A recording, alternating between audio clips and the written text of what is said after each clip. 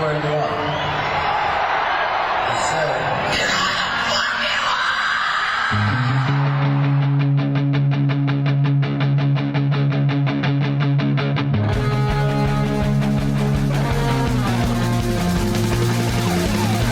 This is Appetite for Distortion.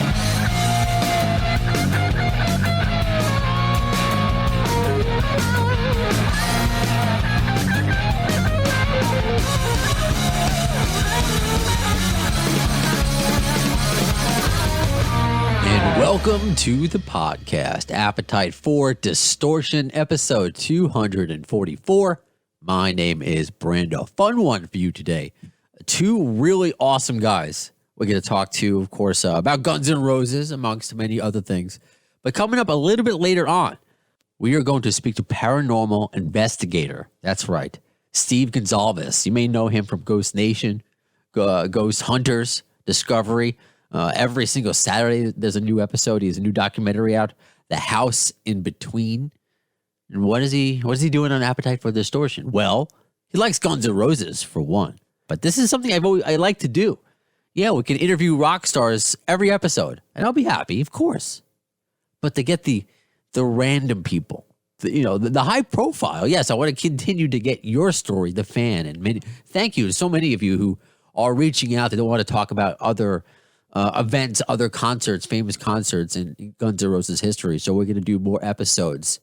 We're going to revisit through the Gnr fan. We're going to revisit other concerts in the future. But to get a high profile guy like Steve Gonsalves, he's popular, and I put it out there on social media. Do you believe in ghosts? Prior to announcing his coming on the podcast, and it was split. Many of you have had your own experiences, but again, other than he's a GNR fan, I thought it would be funny because even though Axl said this in jest, if you remember a few years ago, when Not in This Lifetime started, and I believe the show was in Houston during November Rain. During November Rain, the keys of the piano started going awry. Axl stopped the song. Everyone was like, "Oh, this is it! Finally, it's going to implode." And he laughed it off and was blaming ghosts for breaking the piano. You remember that? Stop. What the fuck was that? So I thought it would be fun to talk to Steve about, could that be possible? Could a ghost, a spirit, inhabit an instrument, a rock and roll instrument? Could it be possible? So we'll hear from Steve Gonsalves in about a half an hour. Okay, so stick around for that. But first, really looking forward to this. Ricky Warwick from Thin Lizzy, Blackstar writers. He used to play, of course, with Richard Fortus in Blackstar. So there's a lot of GNR talk we're going to have with him. He has a new solo album coming up very soon, just a few days away. When Life Was Hard and Fast, out January 29th. And Dizzy Reed appears on a few tracks on the new solo record. So we're going to talk to him about that right now. Hey, Ricky. Hello, can I talk to Brandon, please? This is he. Hey, Brandon, it's Ricky Warwick. How are you? Good to hear from you. You too. I'm very well, thank you. How are you doing? I'm doing great. I was expecting an accent, and I don't know why I'm surprised by it. It took me off guard for whatever reason. I'm so being in New York. I'm just used to, hey, move out of the way. But, Right. Where are you calling from, if you don't mind me asking? Oh, absolutely. I'm calling from Los Angeles. Oh, okay. That's great. Yeah. That's cool. Thank you. Because I have a lot of fans where you're from, and I'm trying to bring it up now because I have one of my diehard listeners that is like right around the corner. Hold on, I'm almost. He says, Jason. I want to make sure I give him a shout out. He's from. Forgive me if I'm mispronouncing it again. I'm a dumb American. New Townsend. Okay. Yeah, New Townsend, Co. Down, Northern Ireland. Would it be Newtonards? That sounds proper. County Down. How do I say it? But my hometown is a town called Newtonards, so it's spelled N-E-W, new as in new, town as in Newtonards. Newtonard. Okay, got it. Okay. You got it, man. And I think it's in the county of Down. Okay, so he says he's a small town, literally 2 minutes from my small town. He played a bar there Right. once and just happened to have his friend Joe Elliott with him, who did a couple numbers too. Wish I had been there for a Right. beer that night. Right. So, I mean, there's a lot of people just in addition to me that are excited to talk to you today because you're a busy guy. Thank you. I try to be. So this is like, I hate asking this question, but it's the obvious one. Did 2020 screw up plans for your new solo album? Yeah. Yeah. It didn't screw up this. It didn't affect the solo record at all. It screwed up plans for my other band, Blackstar Riders, in a big way because we had just put a new Blackstar Riders record out at the end of 2019, and we were lucky enough to get in a European run of about 6 weeks. And then 2020 was supposed to be spent, playing all over the world, promoting the Blackstar Riders record, festivals in Europe and, shows here in the States and South America, blah, blah, blah. So obviously that all got pulled. But the solo record was recorded in April of 2019 before the pandemic. And it was always planned to be released in February of 2021 due to the fact that I was planning on being on the road with Blackstar Riders. Okay. For 2020. So it didn't affect it directly at all. It really didn't. Oh, that's good. Because I wasn't sure, if it, kind of put Blackstar Riders, it gave you through a monkey wrench and things. And you're like, oh, maybe now No, I have time. we plan, and we schedule with our management. I refer to Blackstar Riders as a day job, and that takes priority. And usually when we finish an album cycle, a touring cycle, we will take a year off for everybody else who's involved in other music, for everybody to go off and do their other things. And, 2021 is going to be that year. So nothing really changed. The only thing that's sad is we didn't get the year of touring last year that we planned with Blackstar Riders. Right on. So, we could talk about Blackstar in a little bit, but I want to talk about When Life Was Hard and Fast, your new solo album that's coming out in just a few days, January 29th. So it's actually coming out February 19th. I think I think you. I got the old info. Okay. Yeah. Might be getting some old info there from my boy Chip, but the label. February 19th worldwide. Okay.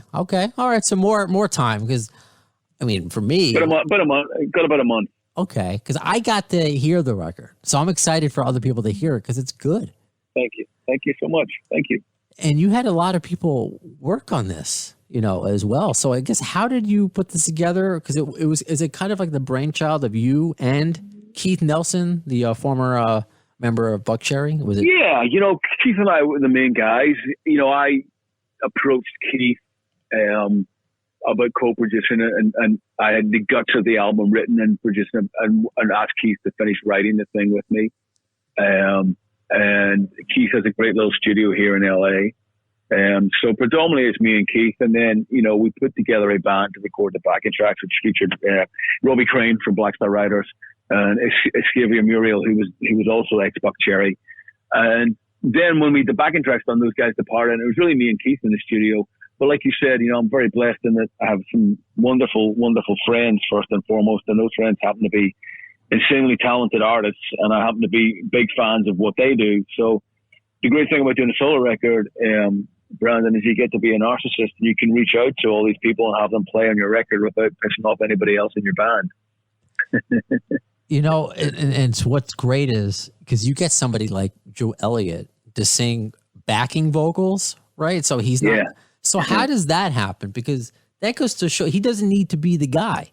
He's kind of just adding to you. So right? But Joe and I go way back. Joe's one of my dearest, closest friends. I was Joe's best man at his wedding. Oh, okay. And Joe's been very inspirational in supporting me and believing in me in my solo career when I started way back in sort of 2001. Joe produced my first 2 solo records and sang on them. So we're really tight friends, and Joe's my sounding board. You're not going to argue with a guy that sold 150 million records. And I'll send Joe stuff I'm working on because I value his opinion. And he'll always tell me the truth, which I really respect. Sometimes I don't want to hear it. Sometimes I don't necessarily agree with it. But he gives me a great perspective on what I'm doing. And he's been a great ally and a great friend and a great believer in me. And Joe's a humble guy. For everything that Joe's achieved and done, which is phenomenal, he's still very much a fan and still very much in it for all the right reasons. And, I sent him the song. I said, will you sing on this? And he's like, yeah, no problem. And the song's back in my inbox in 2 days' time with his wonderful vocals on there. And I can't say enough good things about the guy. That's great. I was lucky enough to have him briefly on this podcast, and he sounds a lot like you, just a very down-to-earth person. He is, man. We were working class boys. I don't think we ever really forgot where we came from. I don't think we've ever privileged and honor that the position that we're in to be where we're at and fulfill our dreams that we had when we were kids. And Joe's very similar in that vein to me. And he's a good guy. He's a good guy to have on your team. I would love to talk to you about there's another person that contributed to the record, and that's Dizzy Reed of Guns N' Roses. And I was just talking to Fat Mike of NoFX, and Dizzy has worked with him as well. And Dizzy's got his solo record. He's got Hookers and Blow, his other band. So he's a busy guy too. So how did you get Dizzy? And he plays on 3 tracks. He plays on a few tracks. He plays on 3 tracks. Well, I actually wrote a track on Dizzy's solo. I co-wrote the track, and This Don't Seem Like Vegas, right? Which was his first single, and I played on it. I played guitar on that as well. That's right. I met Dizzy through Dale James. Dale looks after Guns N' Roses, and Dale's a writer, and Dale's written novels. And Dale and I have been friends forever too, and got to know Dizzy. I've lived in LA for 16 years. I've gone up and jammed with Hookers and Blow, over the years, and Dizzy's just a friend. But the great thing with these people that they're the friends, I'm a fan of what they do, and they just happen to be extremely talented.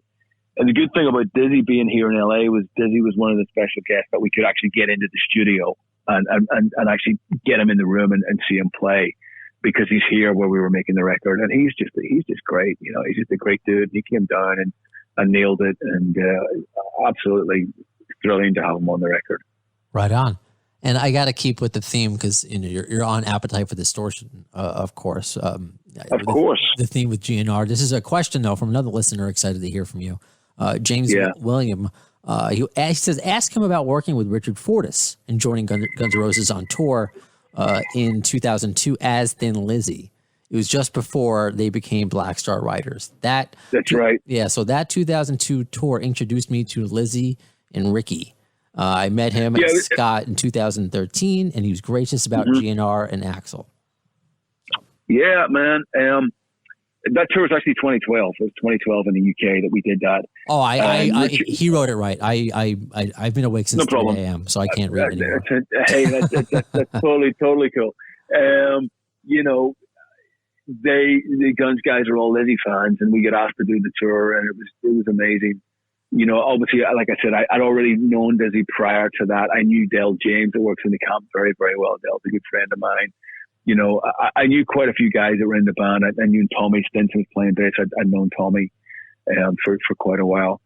So, and Axl, I met Axl from my days in the Almighty. Axl was a fan of the Almighty. Axl was, when the Almighty came over and played the Cat House way back in the day, Axl was there. And okay. So, there was a great connection, and it was amazing. It was amazing to be opening up for Guns, on that tour, and being in Thin Lizzy and going out every night and playing those Lizzy songs to the Guns N' Roses crowd was just killer, as you could imagine. And, I thought we got treated extremely well on that tour. I really did. Axl was still doing his thing where he wasn't really going on time, which obviously he's since kind of put that to bed now. But at that point, I think it was still an issue, for whatever reasons. And, there was plenty of times where we'd be walking to the stage and about to go on, and we get turned around and go, no, back to your dressing room. You got to wait for another hour. Axl's not in the building yet. Or a couple of times it was like, can you guys play for like an hour and 20 minutes tonight? It was interesting, but Axl's never been nothing but gracious to me. He's never been nothing but polite and supportive of me. And I take people as I find them, and so I can't comment on, other people's experiences. My experiences with Axl have been great. And that was a great tour. That was a really, really, really good tour to be on.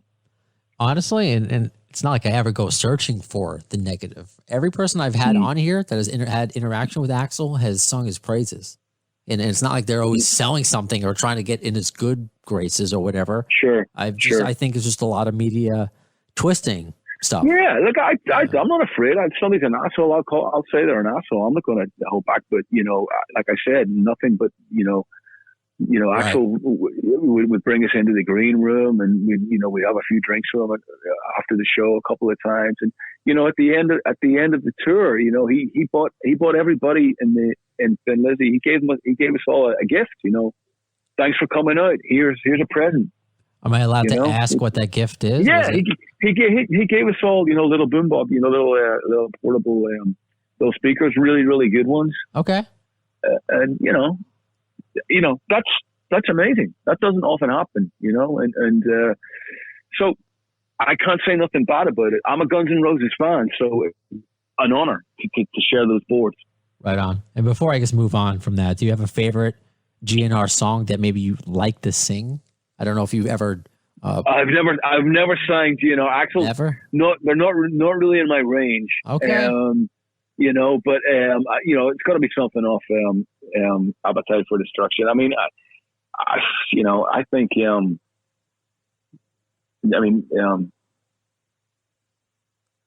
Dr. Brownstone's a great song. You know what I mean? Mr. Brownstone, sure. Yeah. Mr. Brownstone, Dr. Stone. I'm sorry. No, that's all right. No, he went to medical school. And then he moved on from selling drugs to being a doctor. He got his chemicals right before he became, and then dropped the doctor. Yeah, Right on. I want to ask about this because again, it's more of just the quote unquote big names that contribute to the new record, but your daughter's on it. And yeah, sure. So can you tell us about that song? And she's young. She's like how young is she? She's 13 now. She was 11 when we recorded that. Oh wow, that's cool. So she was only 11.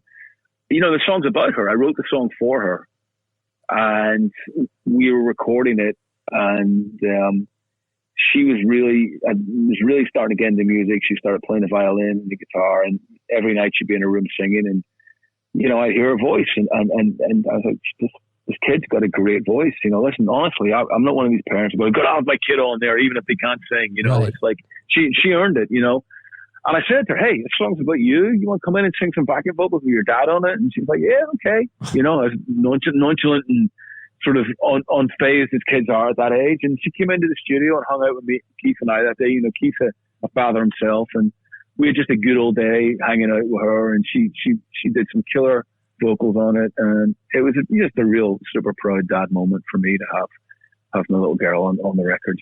That's cool. I bet she's going to be bragging to all her friends when the album comes out. No, she's the total opposite. She's 13 now. She doesn't want anything to do with it. Okay. 13. Okay. She's 13. I mean, we're embarrassing right now. Like all kids are, and should be. Oh God, I'm on this. Her friends think it's really cool, but she's like, oh God, what are you, because people are asking me about it. I said, hey, I'm talking about you in all these interviews. She said, what are you saying? What are you saying about me? You know what they're like at that age, man. So that's funny. So I think maybe in a few years she'll come around and appreciate it. I'm sure she will. That's really funny. Yeah. I love it. Yeah. In addition to Time Doesn't Seem to Matter, which is the song you do with your daughter, is there another track on there that maybe means the most to you that you're excited for the world to hear?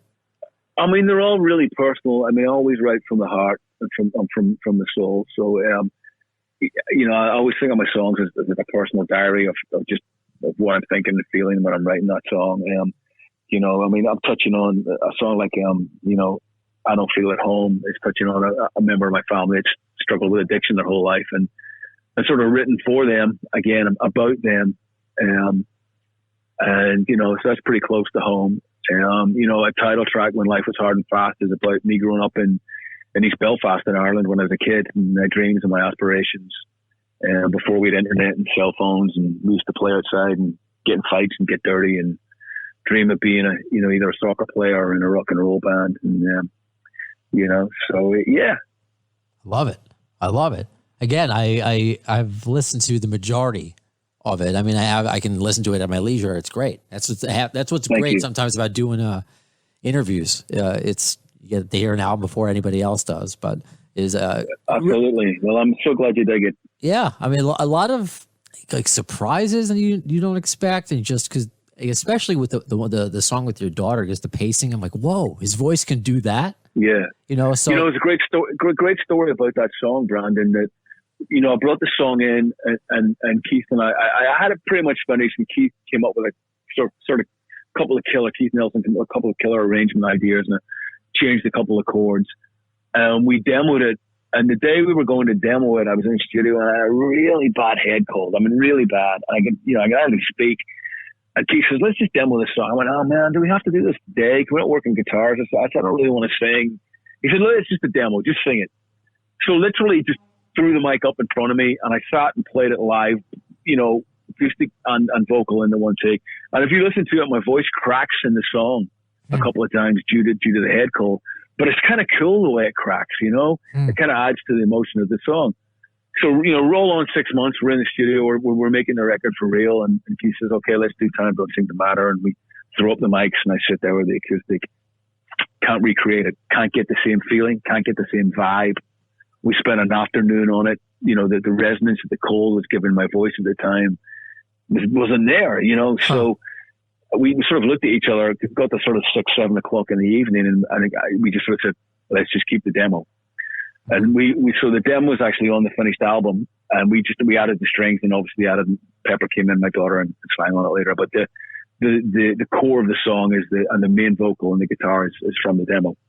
Goes to show you just can't recreate things, No, and I think that's the beauty of making an album. But people realize, to me, a lot of people don't know when to walk away, and spend months and years sometimes making a record. I think you're capturing a moment. That's what you're capturing. You're capturing where you are at that time in your life. Right. And that's what I love about making records. You're capturing a feeling and an emotion and a moment. And I've spent, I've been very lucky in doing this for over 30 years. I've made a bunch of records. And I've been that thing where I've done the 55 takes trying to think, I'll get it. But it's usually the first or second time that you play the damn thing that you get the best take, because that's when you're most emotive, and that's when you're most excited about playing the song. It's very hard to beat that emotion, Yeah, you're not overthinking it in a very not as cool as a cool of a way as being in a band and playing music, but it's kind of the same thing in radio. If I have to pre-record a show, I mean, this is a podcast, but I treat it like it's live. Let's just say if I interviewed you and I want to re-record my questions, it would never come out as well. It's just not as organic. Wouldn't have you just wouldn't have the flow, right? Yeah, exactly. Yeah, totally, exactly. So, I guess what is the which this is great, but what is the I guess, with Blackstar Writers? Are you guys?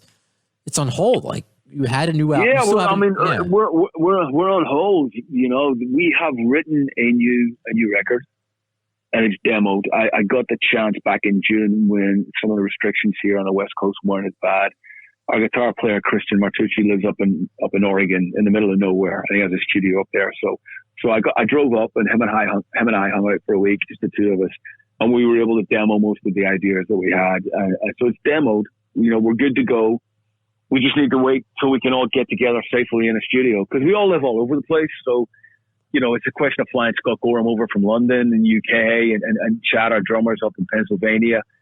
And right now, it's just not safe for us all to be together in the studio. So I'm hoping by summer we can get into the studio all together in LA and get the thing recorded. It's great. And it's something I was thinking about preparing for this interview. And you're such a nice guy, so I don't know if I would. Thank you. What kind of answer or just question. It's just I'm just thinking about it, because a friend of the show, Alex Grassi, who's in Quiet Riot. We just lost Frankie Benali. And Frankie gave him the blessing to keep on the name, and and Alex had worked with Quiet Riot before. He's been there for a while, and I'm just using that as an example. I mean, you can. Sure. I mean, Paul Stanley and Gene Simmons said Kiss can continue without any original members, but you did the Thin Lizzy thing for a bit, but I guess out of respect, right? When you wanted to make new music, it became Blackstar Writers. I mean, is it a case by case basis? Do you find like any sort of rule? Is there a rule with bands and band members and continuing? because it's great that Scott Gorham's making new music, but it's, it's, well, you know what I mean? Well, I mean, we're still doing Thin Lizzy. I mean, we don't play that often. We play sort of every couple of years. We do a bunch of shows. So it's still an ongoing thing. I mean, there's so many answers to that question. Sure. The lead singer of Thin Lizzy is Phil Lynott. He's the lead singer of Thin Lizzy. End of story. I'm not. Nobody else ever will be. He is, in my opinion, possibly the greatest rock and roll frontman ever. I grew up with Thin Lizzy being Irish, soundtrack of my life. When I got asked to sing those songs, that's the way I looked at it. As we all know, people die. The music doesn't die. And those songs need to be heard, and people need to hear those songs that never got to see Thin Lizzy and then go back and rediscover how great Phil is, how great those albums are. And if it's about turning people on to that, then I think it's important and it's vital. If somebody's coming in to do that and they're playing from the heart and the soul and they're giving it their all, I think it's great. And they're good at it. If somebody's doing it for the money, you can smell it a mile away. Sure. You can stink, you can smell it. And then it becomes redundant and it becomes crass and it shouldn't be done. But I've tried to approach it with as much humility and honor as I possibly can because I'm a fan. And people go, well, those are really big shoes to stand in. I went, I don't stand in those shoes. You can't stand. The closest I can get is maybe I'll stand beside him. I hope some of the man's greatness rubs off on me. And what I'm doing, when I close my eyes, Brandon, I don't see me singing with Thin Lizzy. I see Phil singing with Thin Lizzy because that's how it should be. I've just been given the songs. I've been given those wonderful songs to keep those songs going and keep playing those songs and keep those songs alive. And there'll always be people that are no Phil, no Lizzy, and I don't get it and I don't want anything to do with it, And I get that and I respect that. But people die. That's what happens. That's a part of life.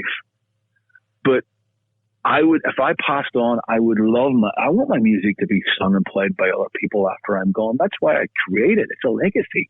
You don't want your music to die when I don't want everybody to listen to my music again. When I'm gone, that's it. That doesn't make sense. That defeats the whole purpose of art. And the greatest thing that ever happened to me was the first time we played Dublin, Phil's hometown. His mom came to the show, Philomena. And I was so nervous and so freaked out that she was going to be there for all the obvious reasons. And she was up in one of the boxes. We played this great old theatre called the Olympia Theatre in Dublin, beautiful theatre. And Phil's mum was in one of the boxes. And I could see her out of the corner of my eyes during the show. And I couldn't look at her because it would have just freaked me out. It's Phil's hometown. It's hallowed turf. I had no idea how this was going to go. The show went amazingly well. And I looked up in the balcony at the end of the show and she was on her feet and she was applauding and she was in tears. And I'm like, okay, she likes it. Show finishes. I'm backstage as an after show. I walk into the after show. Philomena's sitting at the table and she instantly beckons me over to her. And I'm just like, oh man, oh God, this is so heavy. I'm feeling very emotional at this point. And she stands up and she hugs me and she says, you know what? She says, my Philip would have loved that. He would have loved every minute of that. She says, the soul and the power and the passion that you put into his songs, he would have been so proud to hear those songs. Now, Brian, I burst into tears. I was so overcome with emotion. And that was all the validation that I needed right there and then for doing what I was doing and singing Phil's songs. Didn't matter what anybody else says after that. That was the validation that I needed. And she was such a wonderful woman. I sat and talked to her for quite a while, and it was life affirming and it was life changing. And I walked out of that thing just, any doubts that I had that I shouldn't be doing this or whatever, she made me feel okay about the whole thing. And she didn't have to, but she did. And it's one of those moments that I'll take to my grave with me. It was just wonderful. Thanks for sharing that. That's a oh, you're welcome, bro. Wonderful story. Yeah, I hear you. I mean, that's how I feel about Queen right now with Adam Lambert. He does an amazing job. Yes, it's not Freddie. And I never experienced Freddie, but I would never hold that against. I want to go see that. No. So right on. I just wanted to get your viewpoint because being friendly. Sorry, that was a bit of a long-winded answer, it was but great. it's something I feel passionately about, and believe me, as a Lizzy fan, if it felt wrong or didn't feel right, I wouldn't do it. Sure. I absolutely wouldn't do it, Sure. And that's how I feel, because when you read, I follow these news rock sites where people, Sure. it's the internet, leave comments. And when a lot of the new news came out about new Quiet Riot and me knowing Alex Grossi and knowing his relationship with Kevin DeBro and, getting blessings from, Frankie's, I think from Kevin's mom and from Frankie. So it's like people need to hear that music. So same thing obviously goes for Thin Lizzy. And absolutely. And yeah, well, we're not gonna plan anyone to play your music just yet. You're alive for a lot longer to play your hopefully I can stay alive for a bit longer. Yeah. Right on. So again, since my information is wrong, When Life Was Hard and Fast comes out February what again? I'm sorry. February 19th, Brendan. Yep. February 19th. Awesome. Well, I'm certainly going to remind my listeners when it comes out. And Ricky, I can't thank you enough for your time. You were great. Oh, man. Thank you so much for having me, man. It's been a real pleasure. Absolutely. Really enjoyed it. I hope we get to do this again. And obviously, for sure. If in studio is ever a thing again, we'll do that. Sounds good, my friend. Be safe, be well, and hopefully I'll see you soon. What a really nice dude. I think everyone from Ireland that I've spoken to through this podcast is like beyond nice. From Sir Kev to Ricky, of course, right now, and Jason, who I read the comment before, Bouvard. See, I'm just terrible. Yeah, I've been in the radio industry. I mean, I'm going to include college because, a Hofstra where I went is just the radio program is like legit. So I'm approaching 20 years, I believe this fall in the industry. And man, whenever I had to read names and stuff, I still suck at it. So, Newtownards in Northern Ireland. But, I commented on his comment that, visiting, which is true, visiting Ireland is on my bucket list. And he writes, don't delay once this shit is over. He wants to come to the States, LA, do the old Guns hangouts and also New York. So I hear that a lot too. From you, actually, out there wanting to visit the famous Guns N' Roses spots. I live in the States and I've yet to do that. I've yet to go to California. That is, a lot of stuff is going to happen once this, as I'm pointing to the pandemic, gets somewhat under control. And something else that I really want to do when the pandemic is under control, honestly, is go ghost hunting. Something that I've always wanted to do. Years ago, I was supposed to do this with a friend of mine on the radio, and the plans fell through, and I've always just kind of been like, I want another chance. So with that in mind, let's bring in our second guest from Ghost Nation on Discovery and the new documentary, The House in Between, and Guns N' Roses fan, of course, Steve Gonsalves. Hello, Steve. Brandon. Yes, it is. Hey. Hey, Brandon. It's Steve. How are you doing? Hey, Steve. How are you? Right on time. I appreciate it. Yeah, of course. My pleasure. Thanks for taking the time to chat. It's going to be fun. Yeah, of course. Obviously, this is a bit, I don't know if this is random for you, to do a Guns N' Roses podcast, because I'm sure you obviously do many paranormal podcast, horror podcast, but something I like to do is just to get the random person and talk about Guns N' Roses. I can't interview rock stars all the time. And there's a nice mix, I think, the rock world and the paranormal worlds. Slash is certainly super into horror. And I was just looking up in preparation of this, the certain rock stars that believe and have had encounters with ghosts. Like Bret Michaels and Alice Cooper and Marilyn Manson. So I guess let me ask you, let's start here. Like, how much, because you were excited to come on because you were like, oh, I just listened to Steven Adler's book on like a road trip. So you're a rocker in addition to a paranormal expert. Oh yeah. I mean, for me, metal, mostly, but my whole life, of course, rock and metal and punk rock and all that. On a few recent, just going to Florida, I listened to a few actually. I knocked out Joe Perry's. I got Stephen Pearcy from Rat just actually put out a book not too long ago. Okay, yeah, I had him on a couple months ago.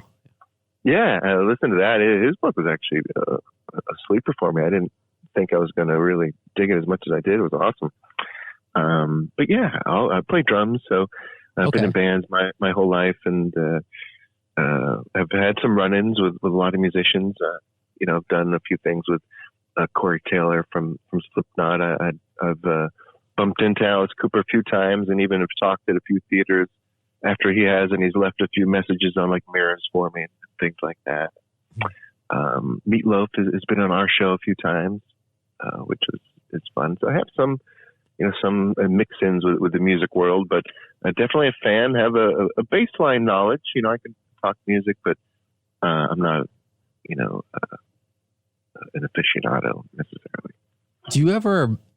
Even though I'm the one with the podcast, I feel the same way. I mean, my listeners are smarter than I am, but I know enough, I guess, to host a podcast about it.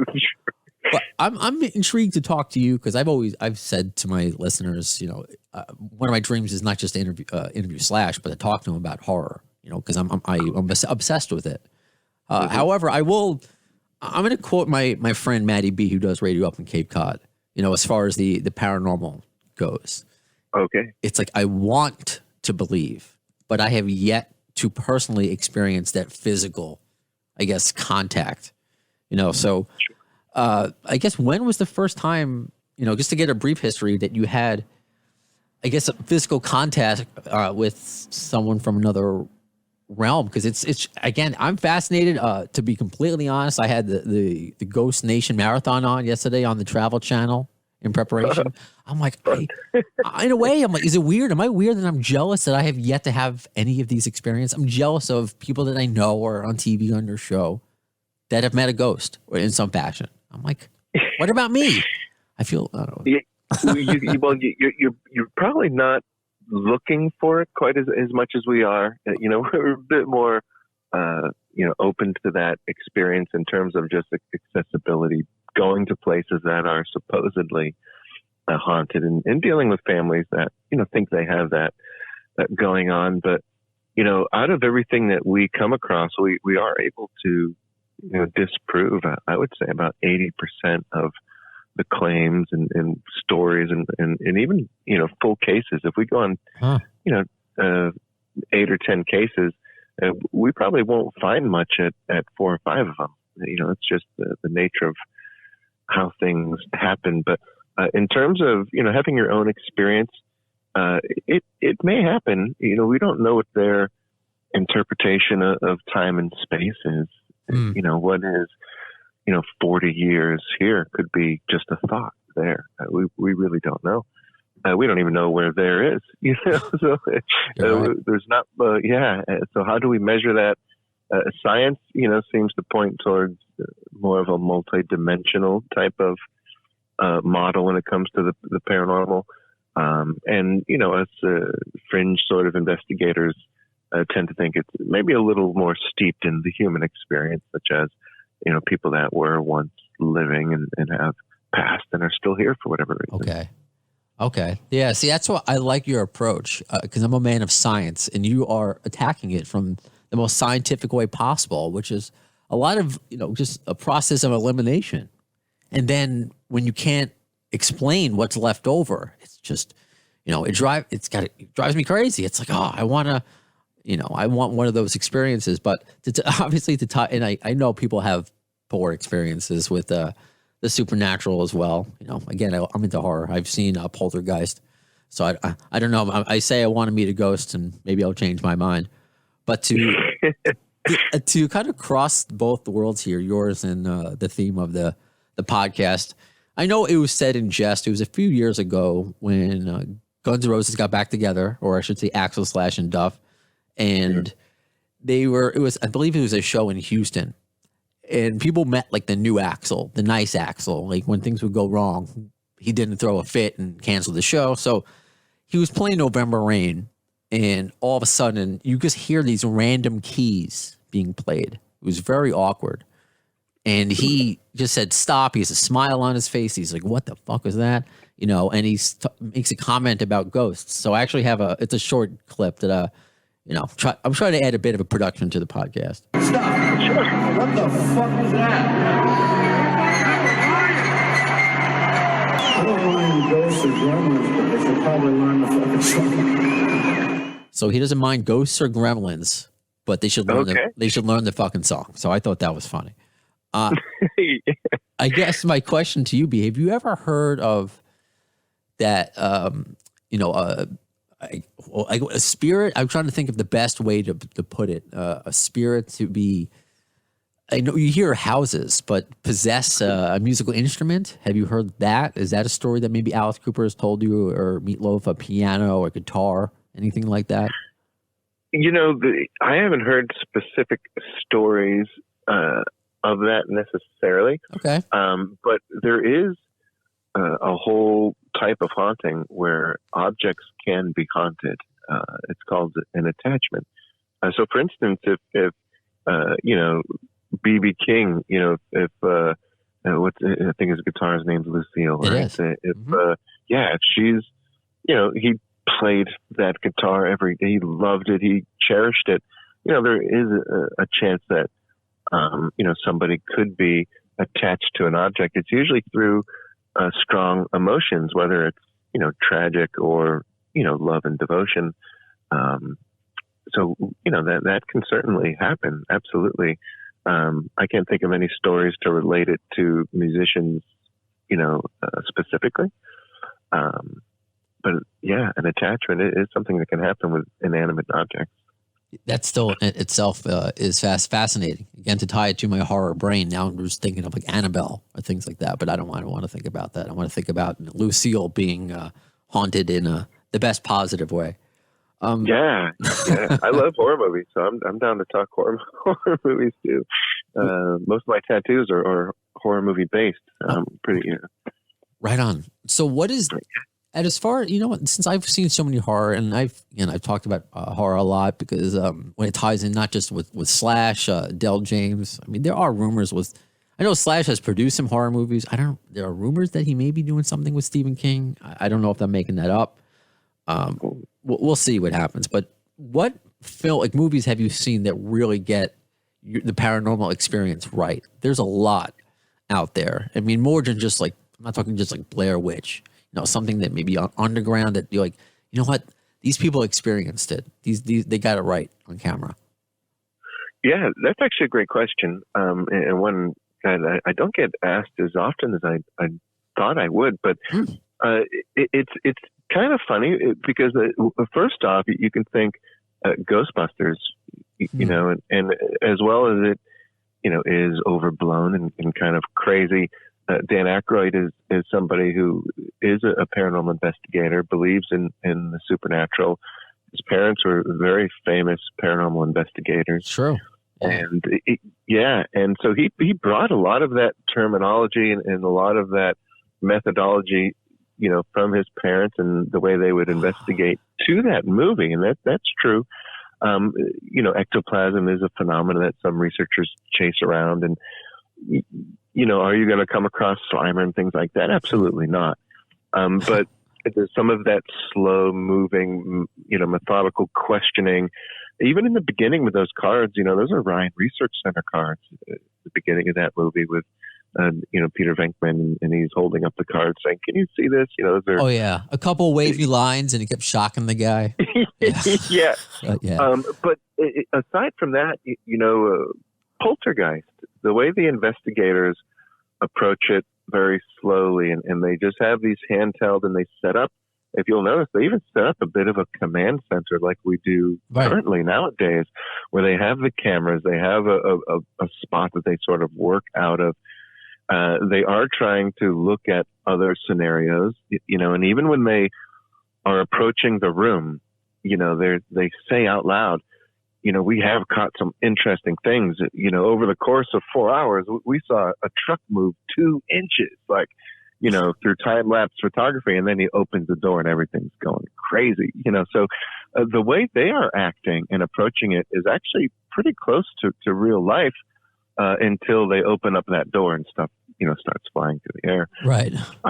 The Innkeepers from Ty West.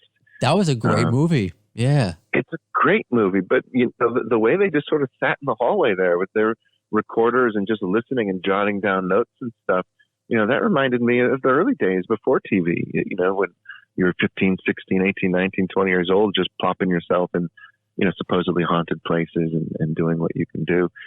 So there are some movies that touch into it. The Conjuring and all of that are just, you would never take that as a realistic depiction of anything. Right on. Yeah, it's interesting that you mentioned, because you're right, obviously, about Ghostbusters, and I sometimes I forget that how much Dan Aykroyd was actually invested in the paranormal and his family, and you just sometimes and you think about of course the Ghostbusters and the Stay Puft Marshmallow Man, but you all that aside, the formatics of it, you're right, and Poltergeist is that makes it even scarier, how accurate that could be, or at least part of it, how they approached it, which is great. And you reminded me. Now I got to go watch the Innkeepers. I haven't watched that in a while, so thank you. Yeah, that was really fun. That movie, kind of took me by surprise. I liked House of the Devil and all, some of the other movies and whatnot. And I saw that, and I was like, you know what? That was actually a pretty fun little ride. And I was kind of impressed at the way that, it's of course bare bones, just ghost hunting. They weren't investigating, but it reminded me of what we would do when we were 15, 16, 17, and just trying to find these things when people wouldn't take you seriously. That's what you did. Awesome. And can you tell, because you're I wouldn't call it a movie, it's a documentary. So can you tell us about your new documentary, The House in Between? Yeah, The House in Between. It is a paranormal documentary for sure. But it's more about the human experience, what someone goes through when they're dealing with a haunting, how it affects society, how it works, and how people look at, this woman's name is Alice Jackson, how people look at her from the outside. There is a stigma attached to it, and it focuses quite a bit on that, which is something that, hadn't been showcased in a documentary, long format before. But by telling that story, we end up getting some, really, really awesome narratives in terms of, how people see this, the scientific community. We sat down. It took me a solid year to get, two physicists that would talk to me on camera about, the paranormal. And, I went through maybe 40 physicists, 40 or 50, and they were very gracious on the phone. But once it got to, hey, I put a camera in front of you, oh, no way. Because they don't want to be associated with that because of the stigma, right? Right. That's a big part of it, and another part of it is they just don't believe in it, and I thought it was important to leave that in the documentary. So you'll even see that side of it where, I sit down with a physicist and I ask him, do you believe in ghosts? And the first thing he says to me, he chuckles and he's like, no, I'm a scientist. I believe in science. I don't believe in ghosts. But by talking to him, I actually sort of reaffirmed some theories that we had always bounced around in the paranormal world. And, to have a panel of physicists tell me like, mountains and rocks formations can hold energy and release it. We see it all the time. We do it ourselves in experiments. I'm like, oh my gosh, maybe there is something to that stone tape theory we've been kicking around for 30 years, that sort of thing. So the documentary does get quite scary. It is in there, but, my thought going into it was it's scary because it's real. I don't want to paint it scary. Let's just show what happens in real life, and that's it. But it's called The House in Between, and luckily it has done quite well. And it's still out there, and I'm quite proud of it. But it's about the human experience and what people who are dealing with a haunting go through and the stigma attached to them. I like that approach. I liked your approach to all of it, the showing both sides, the people who obviously believe and the people that don't, and the scientific approach to it all, and showing the stigma to it, because you can get plenty of ghost stories. I mean, Netflix is full of them, but it's the people aspect of it, and I that's definitely going to. Well, how is that not relatable? Because we're all people. We want to know, right. And, absolutely. And I put it out there on social media before I had you on, and it was just a question. Again, it's a mainly rock GNR audience, although I'm pretty good at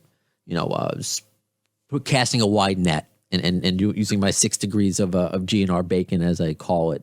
And it was about it was about like 50-50. You know, people saying that they believe and people saying that they've had experiences and people flat out saying no.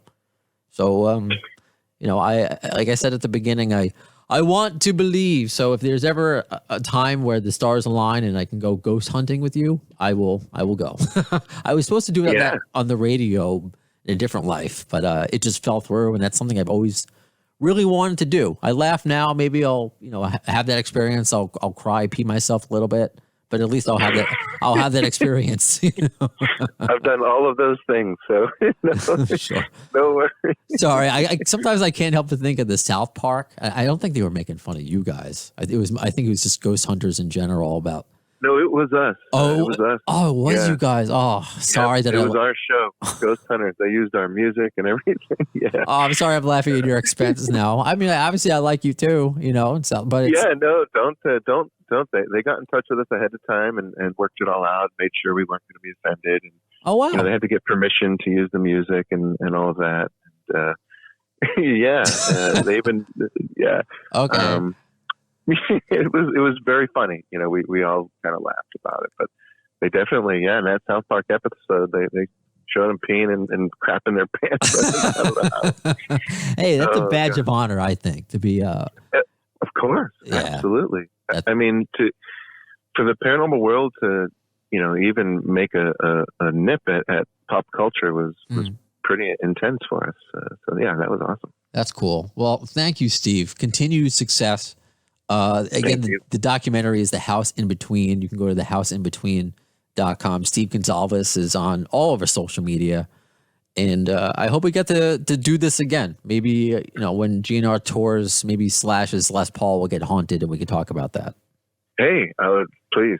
I'll see you at a concert and then we'll also see you at an investigation, some abandoned asylum somewhere. Oh, I love it. Sounds good. All right. Thanks, man. Thank you, Steve. That was fun. I hope you had a lot of fun listening to that, as I did having that conversation with Steve. Especially, I mean, the South Park thing. Good for him to be able to laugh at himself. Oh, those South Park guys. I gotta get. Oh man, that's a bucket list. There's plenty of crossover there. You know, Wanda Slash. You know, they've referenced, you know, Slash a few times on South Park. I don't think they've done anything with Axl or GNR specifically. I think it's all been it's just Slash, but still, wow. Yeah, they got Matt Stone or Trey Parker.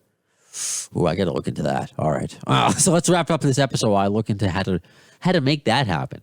So thanks again for hanging out on another edition of the 6 Degrees of GNR Bacon, looking at life through Guns N' Roses colored glasses in this Guns N' Roses themed bar mitzvah party of a broadcast. Thanks for hanging out. However you listen on iHeartRadio, through our YouTube channel, please follow and subscribe wherever you listen. If you can leave a comment, if you could rate us, please do. Same thing on social media, facebook.com/The AFD Show, or on Twitter @The AFD Show. Instagram, Appetite for Distortion. However you want to reach me, you know, because many of you do, not just comment on the conversation that continues in between the podcasts, but we talk about Guns N' Roses. You slide into my DMs, as the kids say, but, you know, it's nothing sexy time. It's just Guns N' Roses time. So it's the welcome kind of DM. So until the next episode, who will be the guest? When will you see it? Well, in the words of Axl Rose concerning Chinese democracy,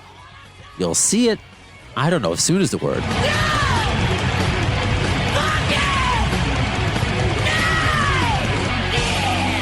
Thanks to the lame ass security, I'm going home.